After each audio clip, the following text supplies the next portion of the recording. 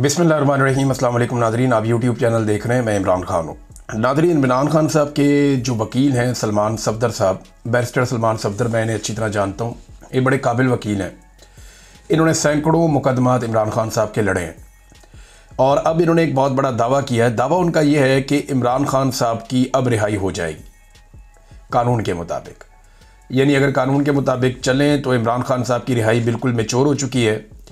जनवरी से दोनों मियाँ बीवी ने, इमरान खान साहब ने और बुशरा बीबी ने, अपनी ज़मानत हासिल करने के लिए दरख्वास्त दी हुई है और 8-9 माह के बाद अलकादर की हेयरिंग होने जा रही है कल के दिन इस्लामाबाद हाई कोर्ट में। और दोनों की ज़मानत जो है वो कंफर्म है। यानी अगर कोई रुकावट अदालत की जानिब से ना डाली गई तो दोनों को ज़मानत मिल जाएगी और उनकी रिहाई मैच्योर हो जाएगी। यानी असूलन और कानूनी तरीके से इमरान खान साहब को कल रात तक जेल से बाहर आ जाना चाहिए। ये तो बात है वो जो सलमान सफदर साहब कह रहे हैं, या बाकी कानून को जानने वाले लोग या कानूनदान या वकला वो यही बात करते हैं कि इसी तरह ज़मानत हो जाती है। फिर दूसरा, एक खातून की ज़मानत को 10 माह तक रोके रखना, ये भी एक नेक्स्ट लेवल की नाइंसाफ़ी है जिसकी कोई और मिसाल नहीं है, जो बुशरा बीबी के साथ किया गया। फिर देखें ना, इसमें आप एक दो चीज़ों पे और गौर करें। अच्छा, क्या इमरान खान छूटेंगे या नहीं छूटेंगे, मैं आपको भी बताता हूँ।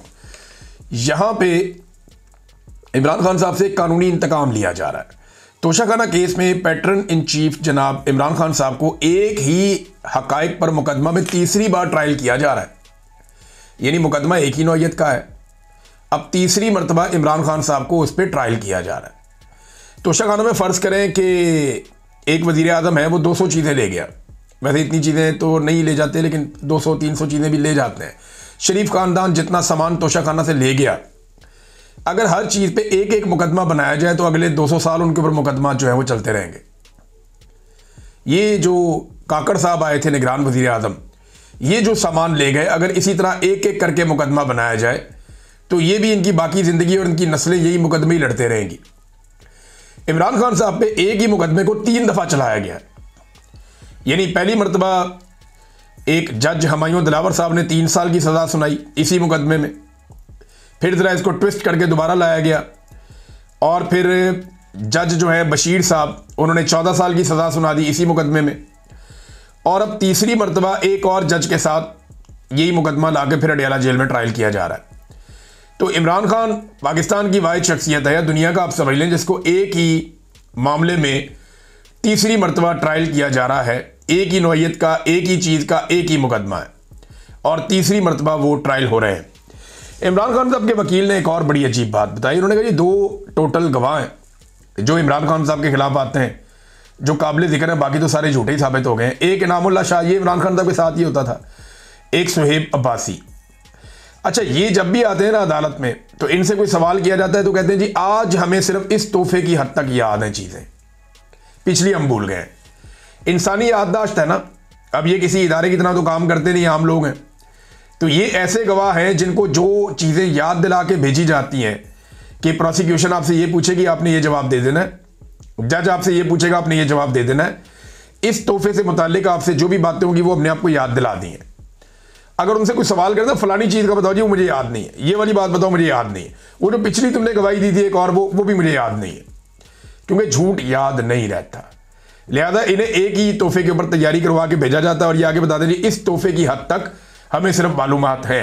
अब अंदाजा करें गवाह भी इनके पास कैसे कमज़ोर हैं। जजों को तो ऐसे गवाहों को नॉर्मली जज उठा के अंदर कर देते होते हैं झूठी गवाही में और गुमराह करने में अदालत को। इस जुर्म के अंदर भी ये बंदे अंदर हो जाते हैं, लेकिन यहाँ पे जनाब काम चल रहा है क्योंकि एस्टेब्लिशमेंट इसके पीछे खड़ी है।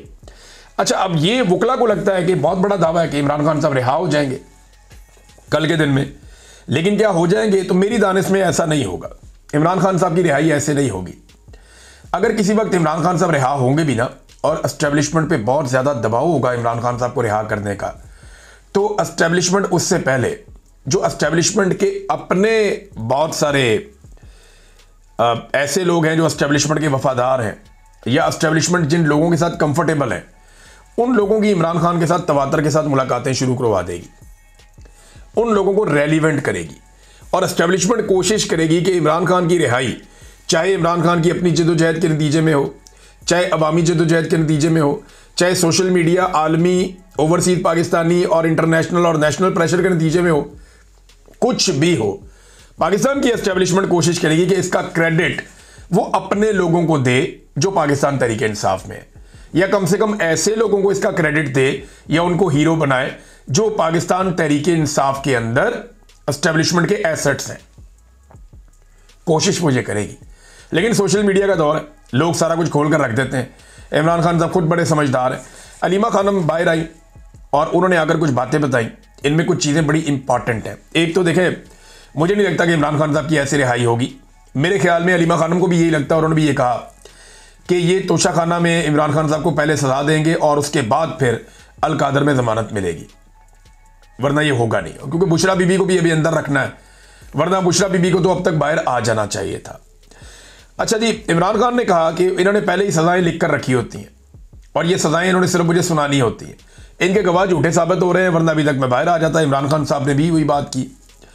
Chief justice Islamabad high court को बड़ी मेहनत करके ये लाए, जैसे इन्होंने 26 तरमीम ये वो सारा कुछ किया, और बार बार वो तारीख मनसूख करते हैं। वो बड़ी मेहनत कर रहे हैं इमरान खान साहब का केस ना लगे। 8-9 माह तो हो गए हैं, इमरान खान साहब का केस लगने ही नहीं दिया जा रहा।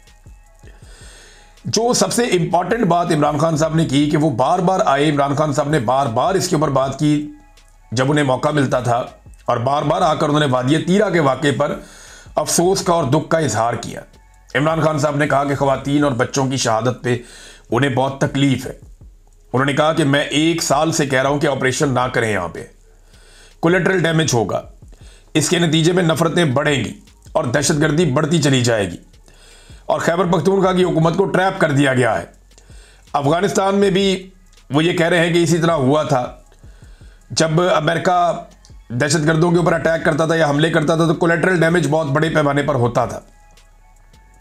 करजई की और गनी के जो 2 अदवार गुजरे हैं, उसमें उन्हें ये बहुत बड़ी प्रॉब्लम हुई है कि तालिबान जहाँ पे भी जाते थे उन्हें बहुत बड़ी सपोर्ट इसलिए मिलती थी कि लोगों के साथ जुल्म बहुत हुआ था ऑपरेशन के नाम के ऊपर। तो ये इमरान खान साहब ने मिसाल दी। फिर उन्होंने कहा जी आसिम मुनीर साहब की जो अफगान पॉलिसी है उस पर शदीद तनकीद की इमरान खान साहब ने। तफसीलात आ जाएंगी, मैं आपके साथ शेयर करूँगा। और कहा जी अफगानों के खिलाफ बयानात भी दिए गए, हमले भी, बेदखलियाँ भी, ड्रोन हमले भी, ये सारी चीज़ें इमरान खान साहब ने कहा गैर ज़रूरी और गलत हैं।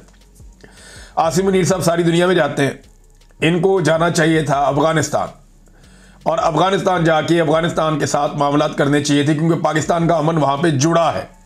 इमरान खान साहब कहते हैं कि आसिम मुनीर साहब जो मौजूदा ऑपरेशन हो रहे हैं उससे 2 मकासद हासिल करना चाहते हैं। नंबर 1, उन्हें आलमी सतह पर पजीराई मिल जाए, तारीफ हो जाए कि वो मुजाहिद है जो दहशतगर्दी के खिलाफ खड़ा है और लड़ रहा है। तो ये ऑपरेशन शुरू करके वो एक ये तासुर बनाना चाहते हैं आलमी सतह पे। नंबर 2, पाकिस्तान तहरीक इंसाफ की मुकम्मल तबाही इससे उनको हासिल होगी, क्योंकि तहरीक इंसाफ जो है वो खैबर पख्तूनख्वा में उनकी हुकूमत है। जब इतनी दहशतगर्दी बढ़ेगी, लोगों का कत्लेआम होगा, ऑपरेशन के नतीजे में कोलेटरल डैमेज होगा, तो वहाँ जो इंतजामी जमात है वो कमज़ोर पड़ जाएगी। ANP के साथ भी इमरान खान साहब कहते रहे माजी में ये हुआ था। अब तक के लिए इतना ही। अपना ख्याल रखिएगा, अपने चैनल का भी। अल्लाह हाफ़िज़।